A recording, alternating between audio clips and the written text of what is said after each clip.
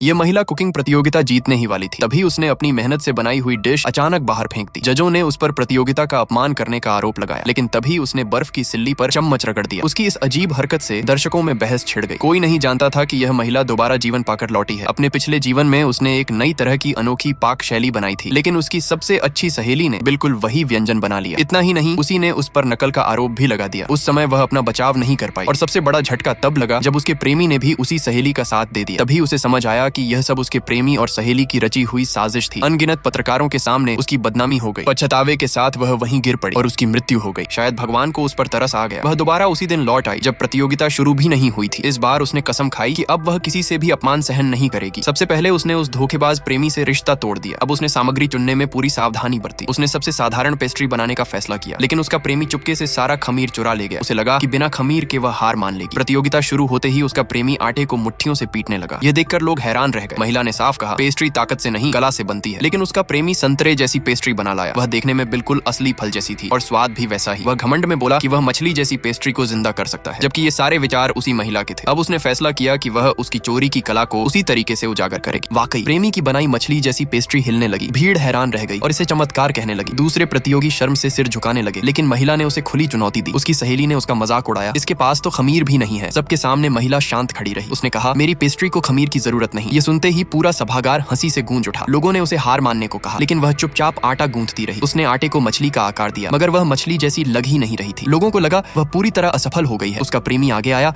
और उसे हारा हुआ कहकर अपमानित करने लगा। जज भी विजेता घोषित करने ही वाले थे। तभी अचानक महिला ने अपनी पूरी शक्ति आटे में झोंक दी। अगले ही पल जबरदस्त ऊर्जा फैल गई। 2 स्वर्ण पदक चमक उठे। वह बर्फ जैसी ठंडी गोल मछली नुमा पेस्ट्री को देखकर हवा में उछल पड़ी। अब खेल पूरी तरह पलट चुका था। अगले पार्ट के लिए सब्सक्राइब करें।